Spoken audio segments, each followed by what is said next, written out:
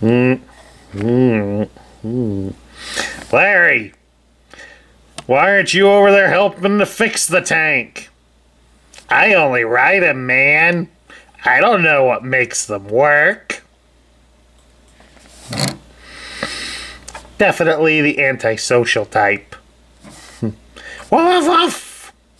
That's my other dog impression.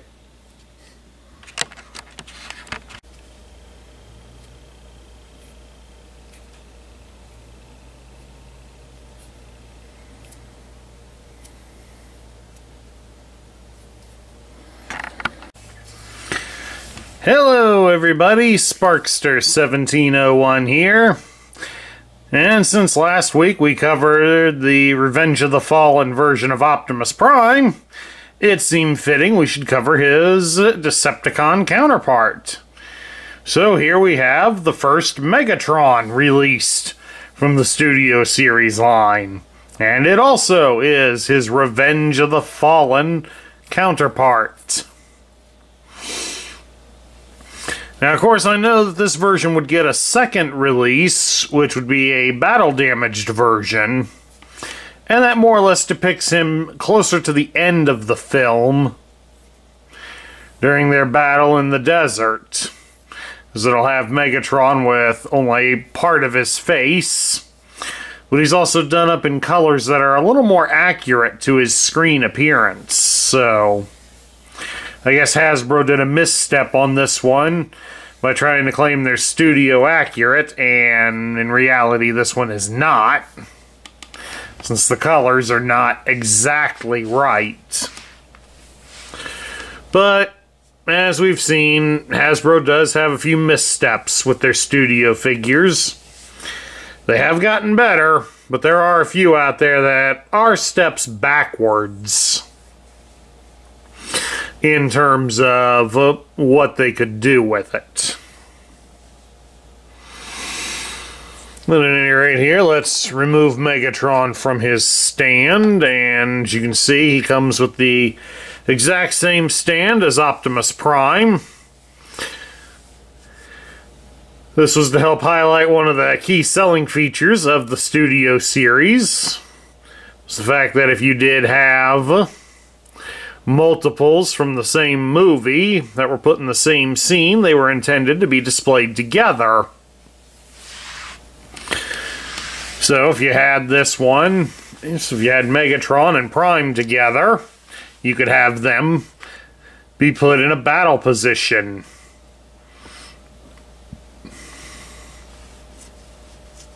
Now, it's been a long time since I've seen Revenge of the Fallen, so I don't remember who all else joined Megatron in the fight.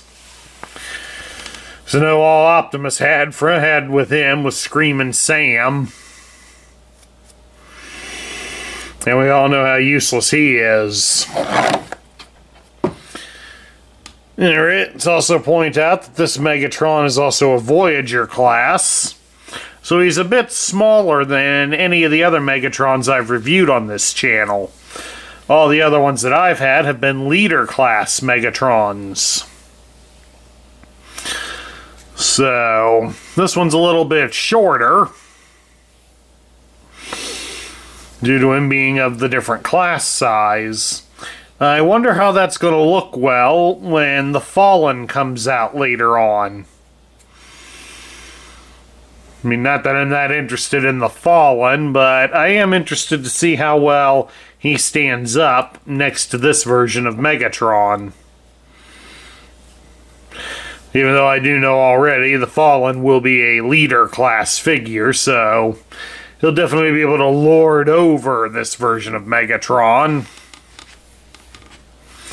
But we'll just have to see how all that turns out. Alright. Accessory-wise, this Megatron has no accessories. So that's one less thing for us to worry about on our video. So we'll instead go right on into the articulation. Megatron can turn his head from side to side. It does rock up and down a little bit, so it does have a bit of a ball joint. The left arm can be raised up about so far. Can the right arm do the same? The right arm only goes up that far. That's due to the difference in the shoulder armor. Both arms, though, can rotate all the way around. You'll just have to make sure the right arm doesn't catch on anything. Both arms also can be bent at the elbow 90 degrees. And both of them do feature a swivel at the bicep. So he has G.I. Joe style battle grip. Megatron's left hand does feature some finger articulation, so you can adjust some of the fingers a bit. Oops, we've popped a piece of armor off of him, so I guess Megatron does have some loose accessories. It would be this rear armor on the back of his legs. That does pop off relatively easily, as you just saw, so if you buy this toy loose, you know what to look for. Now, on the right arm, you can bring the claw backwards. So if you don't want that claw in the way, we'll leave it out. Kind of makes him look more menacing. Megatron does not twist at his hips, so he has no dance moves. It's about what you expect out of Megatron. Megatron can split his legs into a full splits. He does have a bit of a thigh cut. The upper thigh armor, the armor on both sides does get in the way a little bit, but otherwise it is pretty good motion. You can raise his leg at the hip 90 degrees, and he does feature some double joint at his kneecaps. So you really get some decent posing action with Megatron. And in the process of him falling down, I seem to have also knocked the other piece of armor off. Excuse me, folks. Okay, let's transform this Megatron, and let's hope I don't have near as much trouble as I usually do with the larger Megatrons.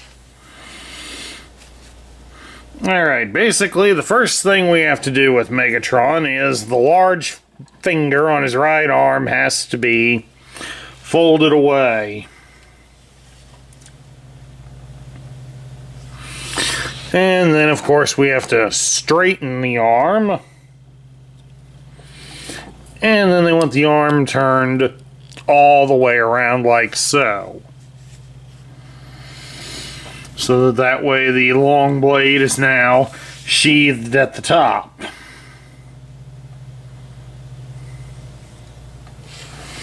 Then we come over here to his left arm. They want us to make sure that the three fingers on top, are folded inwards like so. I'm going to rotate the arm backwards. And then also straighten it out.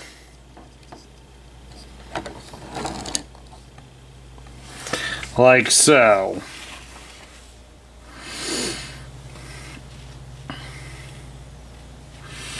Now, of course, once we've done that, we'll come up here and separate the arms from the shoulders and fold them forward for the moment.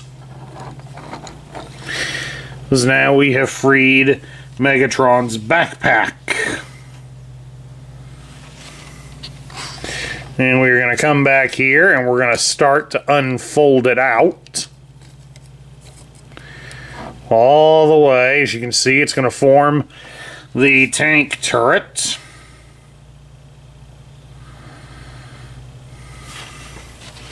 And of course, by getting it all the way out, we also want these little supports,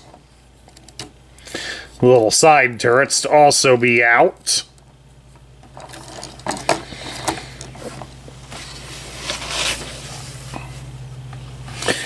And make sure we've got Megatron's head so it's looking downward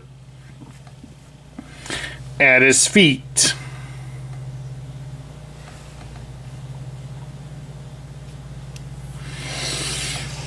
Then now we're going to start first by extending the turret up a bit, because we're going to fold his arms inward, starting of course with his left arm. Fold the left arm inside like so.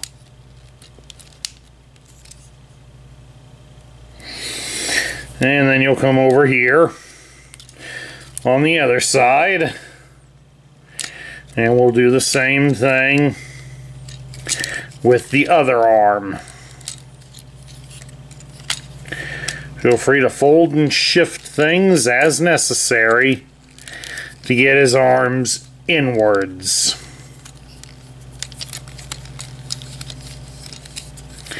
Just exactly like that.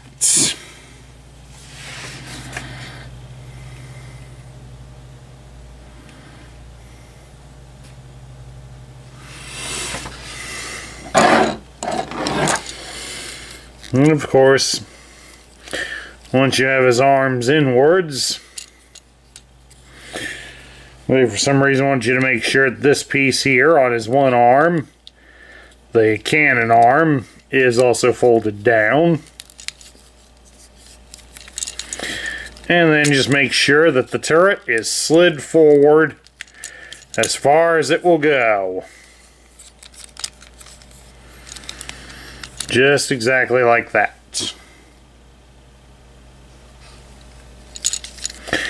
Then you're going to come down here to his feet. Make sure these treads are all together. Turn the instructions over behind the camera.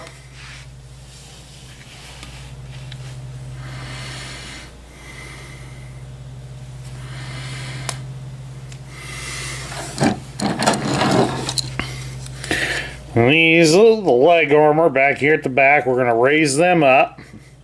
Careful not to pop them free.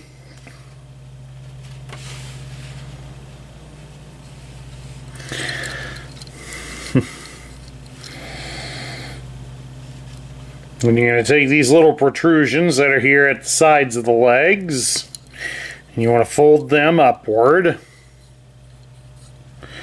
like that. Then you're going to bring up from the backs of his feet this set of armor that's down here at the bottom.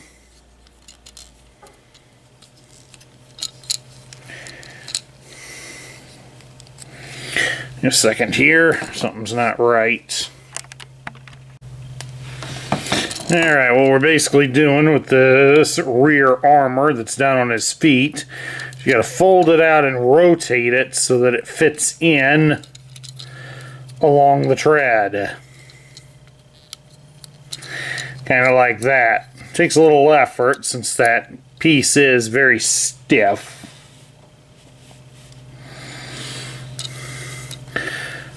But apparently once you've got it in, then we start folding the treads downwards.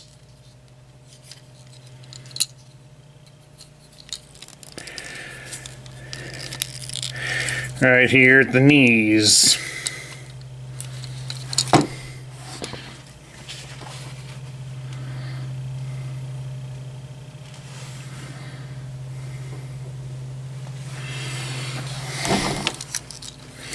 And then straighten the tread totally out.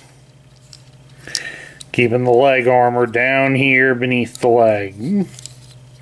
So fold that down and then straighten the legs out. Like so.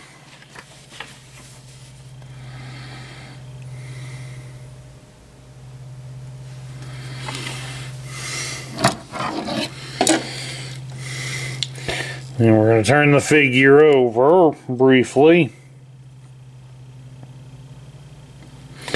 Because then you're going to turn him at the thigh cuff so that you've got this long slot running down here, just like that.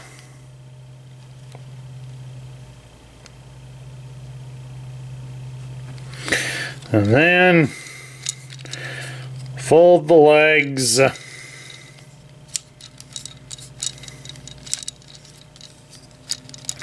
for some reason. There we go. Now we're getting it to move.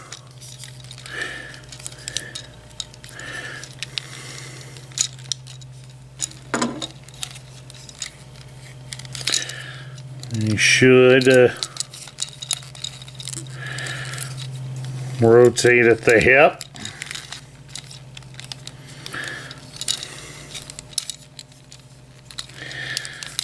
And possibly also stretch out from the hip as well.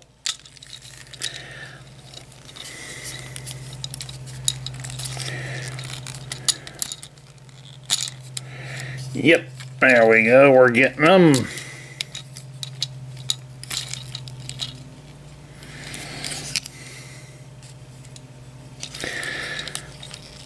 Legs to fold up like that. Then bring things forwards.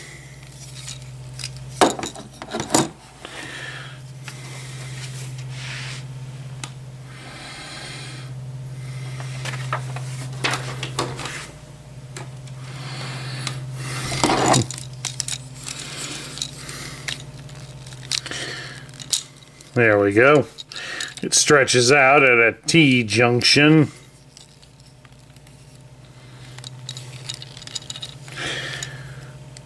Then I'm not seeing where it's supposed to connect.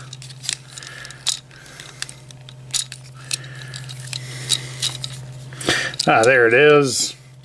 There's a little hole right here on this upper tread, right in the back, right above the thumbnail. And that connects to these posts on the side. It may require a little bit of manipulation to get it in right. Give me a second here. Okay, once we finally got the treads connected to the body, you'll fold down these black pieces from the sides of the legs down to cover the head. And then the last step will be, as we've already done here, these little flaps on the back treads, we'll fold them over to the sides. And then Megatron forms a Cybertronian stylized tank. Unfortunately, he's not accurate to how he appeared in Revenge of the Fallen, because the tank turret had some little wings that stuck out to the side of the turret.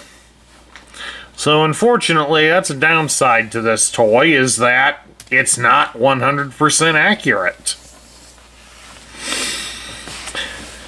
But now we get down to my thoughts. Well, this was the first Megatron to be released in the Studio line. And for all intents and purposes, it was a decent jumping off point for Megatron. I find the transformation of it to be a bit of a pain in the neck. Since, as you've seen throughout the video, we've fought with him a few times. And it's ironic, especially when the first time I opened him up, we had no problems. Now that we go to put him on camera, we have problems galore. But as I stated earlier as well, the only real gripe to have with him is the fact that the Studio series is intended to be movie-accurate depictions of the characters. And unfortunately, this one is not. It lacks one of the things on the vehicle.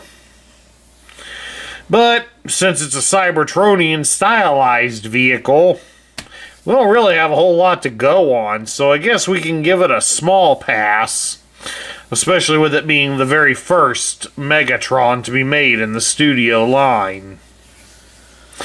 All we can say is hopefully they got better.